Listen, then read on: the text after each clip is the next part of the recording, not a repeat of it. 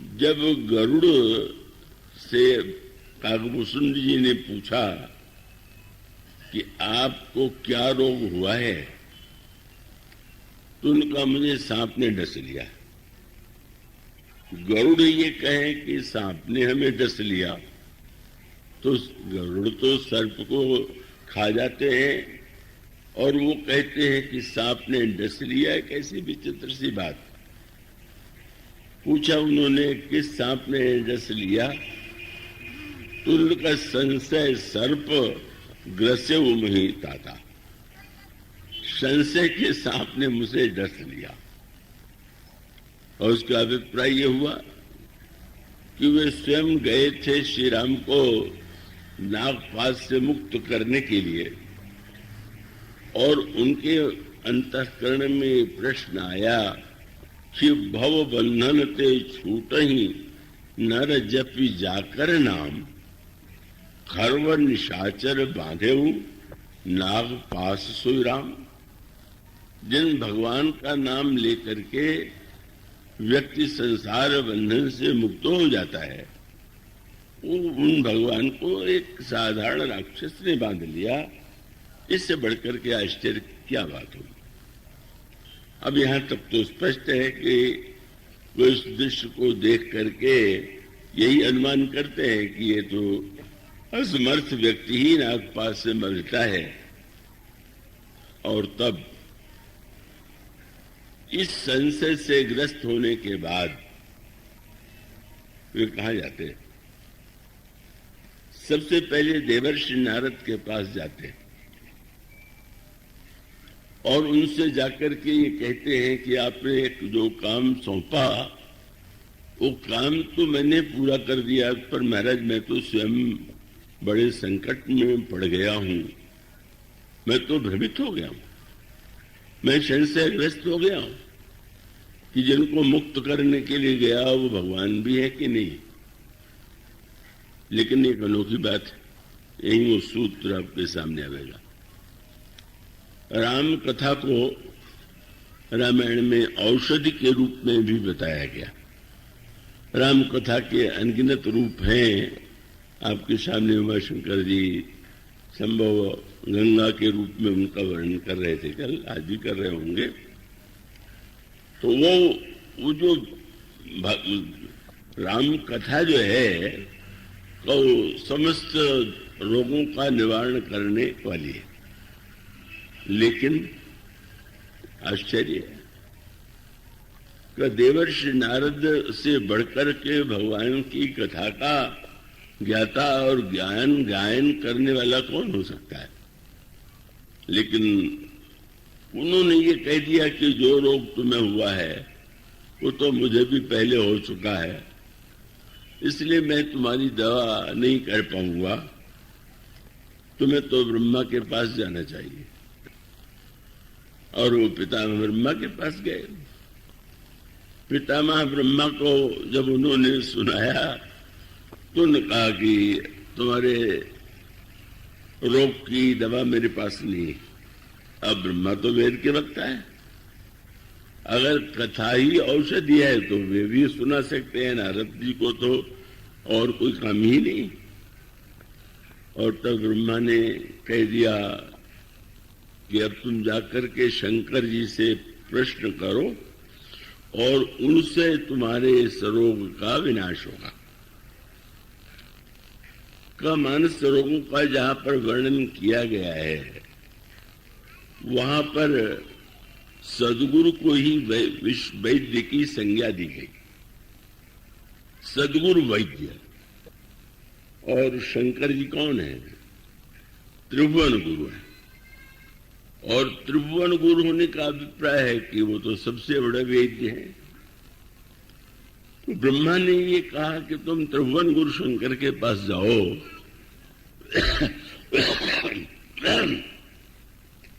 तुम्हारा रोग इतना प्रबल है कि शंकर जी के द्वारा ही वो मिटेगा। भगवान शंकर उस समय जा रहे थे। बीच मार्ग में गरुड़ गए, चरणों में प्रणाम किया और अपना संशय उनके सामने रखा। और साथ साथ यह भी बताया कि देवर्षि ने और ब्रह्मा जी ने मेरे प्रश्न का समाधान नहीं किया, आप जो है कृपा करके समाधान करें। अब एक सूत्र पर आपका ध्यान जाना चाहिए कि राम कथा जो है वो संशय का विनाश करने वाली, यही संकेत किया गया है। यह संशय जो गोस्वामी जी ने बार बार संकेत किया, संशय मोह ब्रह्मांडी, तो ऐसी स्थिति में जो कथा भगवान के कथा संशय को दूर करती है, तीनों ने नहीं सुनाया। और नहीं सुनाया तो एक नई बात उन्होंने जोड़ दिया।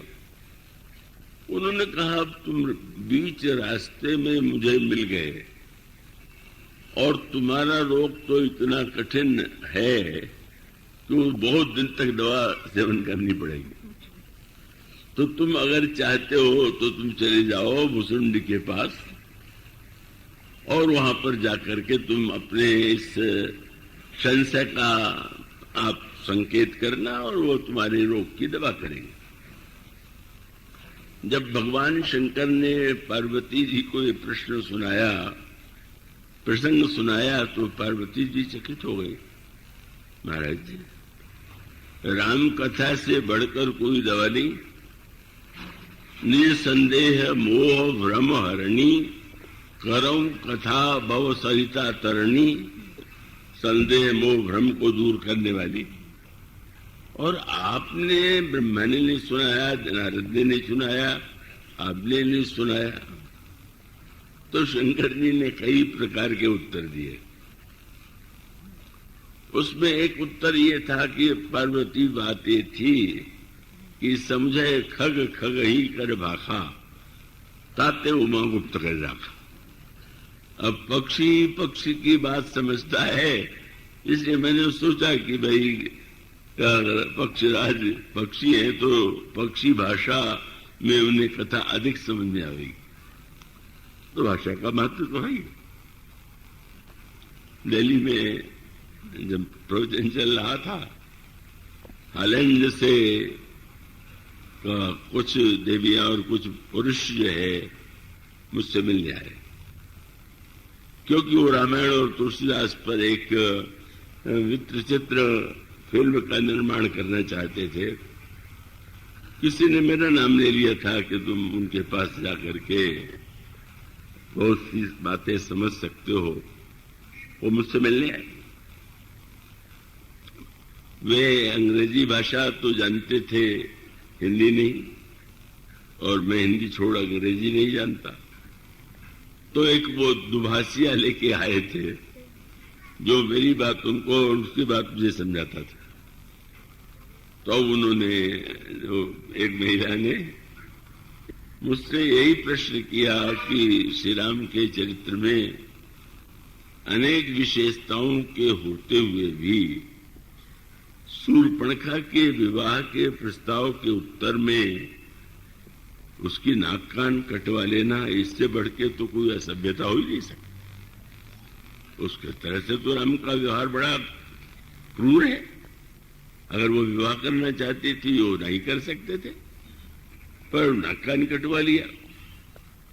अब मैंने समझाने की चेष्टा की, पर समस्या ये थी कि जो दुभाषिया था वो उतनी आध्यात्मिक गहराइयों में तो उसको समझने का अभ्यास नहीं था। वो कहने के बाद भी समाधान नहीं हो रहा था। तो मैं समझ गया कि समस्या भाषा की है। तो बेटी मंदाकिनी वहां बगल वाले कमरे में थी, उनसे कहा मैंने कि आप लोग उनके पास चले जाएं और वो मेरे विचारों को आपको अंग्रेजी भाषा में समझा करके शायद समझेगा, समाधान कर दे। और वो घंटों तक वहां उस कक्ष से नहीं निकली और वो जो प्रतिनिधिमंडल था बड़ा प्रसन्न हुआ। यही कहा कि आपकी बात तो समझ में नहीं आ रही थी, लेकिन वहां जाकर के मेरा समाधान हो गया। तो समझे खक रही कर भागा। उसी के बाद मैंने निर्णय किया था कि नहीं, अंग्रेजी भाषा में भी प्रवचन की आवश्यकता है। वो एक समस्या थी और उसका बड़ा लाभ मैंने देखा देश विदेश में। तो वो उत्तर तो सबसे स्वाभाविक है कि व्यक्ति अपनी भाषा में अपनी बात समझता है, पर ये सदा सत्य नहीं होता है। और उसके साथ साथ भाषा ही सब कुछ नहीं है। वो स्वामी जी के सामने भी प्रश्न था कि उस समय तक जो उच्च कोट के धार्मिक ग्रंथ होते थे वो संस्कृत भाषा में लिखे जाते थे। तुलसीदास जी महाराज पहले वो भक्त संत हुए कि जिन्होंने भाषा में, आज से आप हिंदी भाषा कहेंगे, पर गोस्वामी जी के समय हिंदी शब्द प्रचलित नहीं था। गांव की भाषा में उन्होंने रामायण लिखी। तो रामायण लिखने के बाद पंडितों ने उसका विरोध भी किया और तब गोस्वामी जी ने यही कहा कि भाषा तो एक माध्यम है, भाषा के माध्यम से क्या दिया जा रहा है, महत्व तो इसका है। दोहरी रामायण में उन्होंने उत्तर दिया, का भाषा का संस्कृत, प्रेम चाहिए सांच, काम जो आवे कामरी, का लय करे कमाच। तो इसलिए भाषा एक सशक्त माध्यम है, लेकिन बस यही तो सब कुछ नहीं है। आप जब कर्मकांड में मंत्र सुनते हैं या शांति पाठ सुनते हैं तो शायद आप में थोड़े लोग उसका अर्थ जानते हो, पर आपको उसमें एक आनंद की अनुभूति होती है, बिना भाषा के ज्ञान के भी हो जाती है। वो प्रसिद्ध ऐतिहासिक संस्मरण है नेपाल के महाराज जो राणा कहलाते थे, उन्हें उस समय इंग्लैंड की रानी विक्टोरिया थी। विक्टोरिया ने उन्हें आमंत्रित किया, वे गए। उनके स्वागत में जो संगीत रखा गया वो अंग्रेजी भाषा के संगीत थे और गायक भी अंग्रेज थे।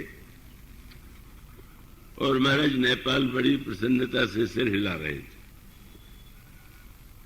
जब वो समाप्त हुआ तो महारानी ने कहा कि मुझसे तो ये कहा गया था कि आपको अंग्रेजी का ज्ञान नहीं है, पर आप जिस तरह से आनंद ले रहे थे, झूम रहे थे, उससे तो लगता है कि नहीं, आपको बहुत अच्छा ज्ञान अंग्रेजी का है। तो महाराणा ने कहा कि नहीं, मुझे अंग्रेजी का ज्ञान तो सचमुच नहीं। तो नहीं है तो आप इतने प्रसन्न क्यों हो रहे थे, जब आप अर्थ ही नहीं जानते थे?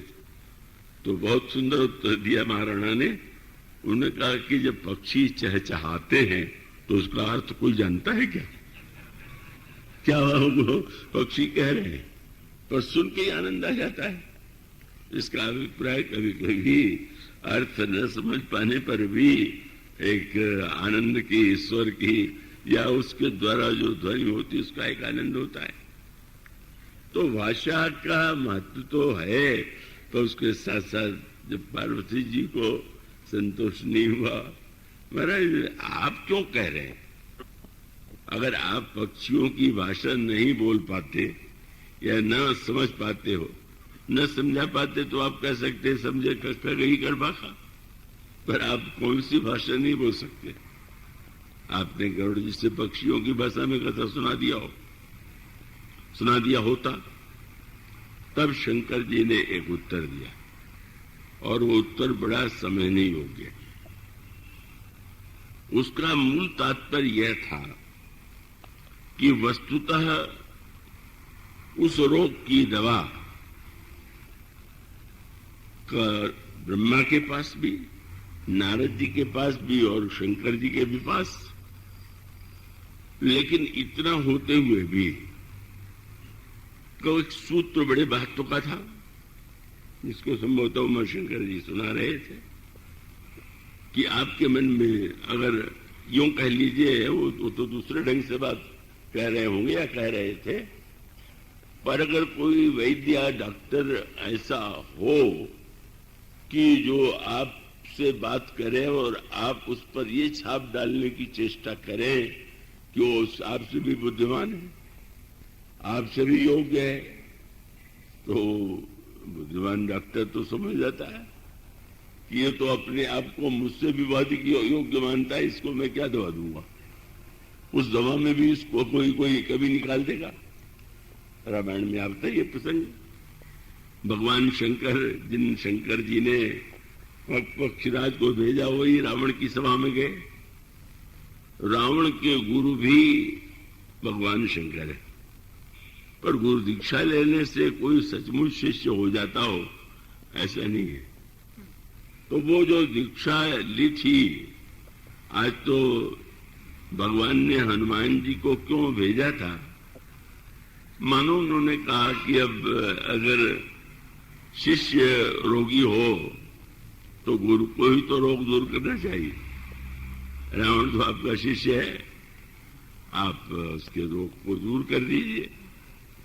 अब जिस समय हनुमान जी रावण से बात करते हैं तो वो रोग भी उन्होंने बता दिया, रोग की दवा भी बता दिया और रोग का पथ्य भी बता दिया। उन्होंने कहा कि मैं बताना चाहता हूं कि रोग का कारण क्या है। अभी जो बात आपके सामने मैं कह रहा हूं, हनुमान जी ने रावण से वही कहा, मोह मूल। तुम्हारे जीवन में जितने दोष हैं उन सब के मूल में मोह है। मोह का आगे चल करके और वर्णन किया गया, मोह सकल व्याधन कर मूला। और इसका अर्थ क्या है कि अधिकांश रोग तो व्यक्ति के अपनी ही भूल का, और भूल ऐसी कि जिस भूल को जानता है और उसके जानने के बाद भी उस प्रकार की बातें करता है। तो उन्होंने रावण से भी कहा कि अब तुम कोई अज्ञानी तो नहीं हो, तुम मूर्ख भी नहीं हो, मैं जानता हूं कि तुम शास्त्रों के पंडित हो, महानतम तुम में अनेक तपस्या साधनाएं तुम्हारे संपन्न हुई है, लेकिन तुम्हारी समस्या तो वस्तुतः तुम्हारा मोह है।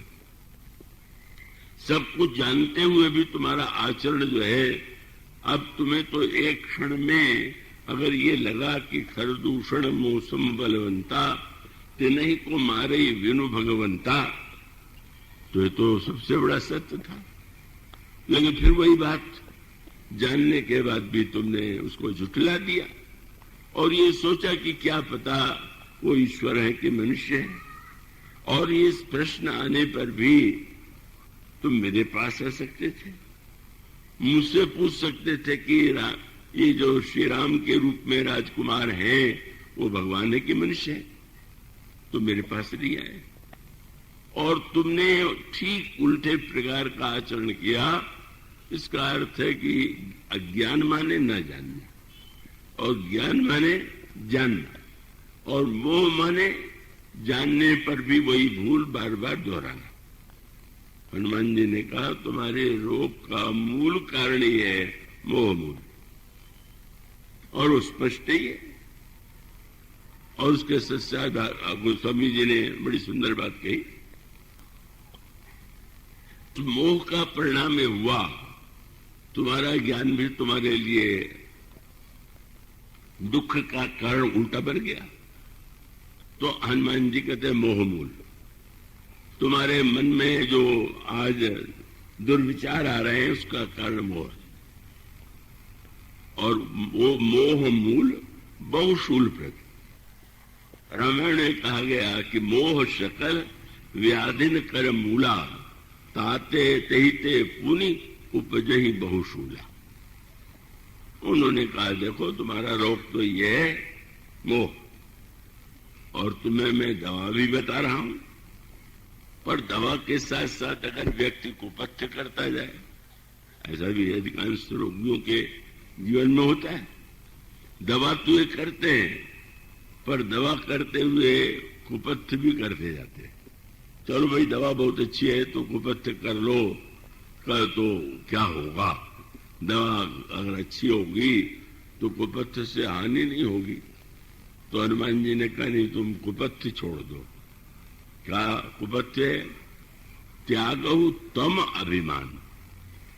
अभिमान ही कुपथ्य है, और अभिमान का कुपथ्य होने के कारण अगर तुम्हें कोई दवा भी दी जाए तो तुम तो अभिमान के कारण उस दवा में ही दोष निकाल दोगे। इसलिए अगर तुम्हें पथ्य करना है तो त्यागो तम अभिमान। और वैद्य, कई वैद्य तो बड़े कठोर बताते हैं, ये छोड़ो ये छोड़ो ये छोड़ो। हनुमान जी ने कहा कि मैं ये भी नहीं कहता हूं कि पूरा अभिमान तुम छोड़ दो, ये तो बड़ी कठिन सी बात है। त्यागो तम अभिमान, सतोगुणी अभिमान रहने दो, रजोगुणी अभिमान को भी आप नष्ट न करो, पर ये जो तमोगुणी अभिमान है इसे छोड़ दो। और दवा बता दिया क्या? मोहमूल बहुशूल प्रत्यागो तम अभिमान। दवा बोले भजहु राम रघुनायक कृपा सिंधु भगवान। भगवान की भक्ति ही इस रोग की दवा है। श्री राम रघुनायक हैं, भगवान हैं, तुम उनका भजन करो। सदगुरु वैद्य स्वयं शंकर जी के अवतार हनुमान जी रावण को समझाते हैं, पर जब वैद्य अपने आप को, रोगी अपने आप को वैद्य से अधिक बुद्धिमान मान ले, कोई रावण का स्वभाव। हनुमान जी ने बताया तो गोस्वामी जी ने कहा, खूब हंसा। हनुमान जी ने कहा, हंसी क्यों आ रही है? बोले तुम मुझे बता रहे हो? उसका शब्द यह था, बोला भी हंसी मां अभिमानी। हनुमान जी ने कहा कि तमो में अभिमान छोड़ दो, और हंस रहा है। और गोस्वामी जी कहते हैं, महाअभिमान से भर करके मुझसे श्रेष्ठ कौन है, मुझसे कौन बुद्धिमान है? तो मोह मूल बहुशूल प्रत्यागोत अभिमान के सामने वो कहता, बोला भी हंसी मां अभिमानी। और मिला हम वही कभी गुरु बढ़ गया नहीं, मुझे अब बंदर ही गुरु मिलेगा। माने शंकर के रूप में जिनको गुरु मानता है, हनुमान जी के रूप में नहीं। उसका कारण यह है कि शंकर जी को महिमा में रूप में देख करके उसने उन्होंने गुरु बना लिया है, लेकिन हनुमान जी के प्रति भावना नहीं। और उससे भी बड़ी बात क्या है कि भाई वैद्य बताता है कि रोगी जी अच्छा होगा, कि देर में अच्छा होगा, कि इसकी मृत्यु हो जाएगी। लेकिन अगर कोई ऐसा रोगी हो जाए, मिल जाए कि जो वैद्य कोई बताने लगे कि तुम मरने वाले हो, तो उसकी स्थिति क्या होगी? रावण इसी प्रकार का। रावण ने कहा, मुझे बता रहे हो दवा, मृत्यु निकट आई खर तो ही, मृत्यु तुम्हारे पास आ गई, लागे से अधम सिखावन मोही। तुम्हारा ये दुस्साहस कि तुम मुझे सिखाने की चेष्टा करो। उसका अभिप्राय क्या है? सर्वश्रेष्ठ दवा, सर्वश्रेष्ठ पथ्य और बताने वाले हनुमान जी, लेकिन रावण ने उसका तिरस्कार कर दिया। उसका मूल सूत्र यह है, अगर गरुड़ के हृदय में इस प्रकार का रोग है और उस रोग का नाश करने के लिए राम कथा की दवा सर्वश्रेष्ठ है, तो नारद जी भी सुना सकते हैं, ब्रह्मा भी और शंकर जी भी। लेकिन जब गरुड़ गए ब्रह्मा नारद के पास, तो प्रणाम नहीं किया नारद जी। क्यों? बोले मैं आ गया तो इसका अर्थ सोचिए कि मुझसे बड़े। ये तो कभी कभी भगवान के धाम में आते, मैं तो निरंतर भी रहता हूं, तो मैं इन्हें क्यों प्रणाम करूं? नारद जी ने कथा क्यों नहीं सुनाई?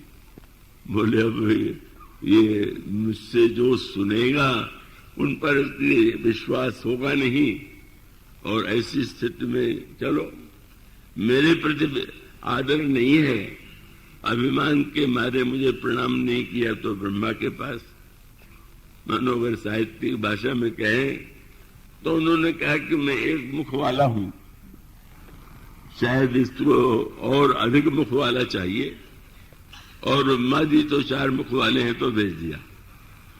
लेकिन वहां पर भी वो इतना बड़ा अभिमान, ब्रह्मा को भी प्रणाम नहीं किया। तब खगपति विरंची पा गया और निज संदेह सुनावत भाई। ब्रह्मा समझ गए, मानो दवा है, वैद्य दवा दे सकता है, पर वे जानते हैं कि अगर ऐसा कोई रोगी हो जो वैद्य की दवा को तिरस्कार की दृष्टि से, उपेक्षा की दृष्टि से या लेकर के भी फेंक दे, तो उसे क्या दवा देने से लाभ। और इसलिए उन्होंने सोचा कि अब मेरे प्रति अगर आदर नहीं है तो शंकर जी तो पंचानन है, उन्हीं के पास भेजे, पंचमुख है। इतने दौर के बाद अब ये इतना अवश्य अंतर आया गरुड़ में कि तब जब वो पहुंचे शंकर जी के पास तो पार्वती जी को शंकर ने सुनाया कि अब थोड़ा बदलाव आया। क्या?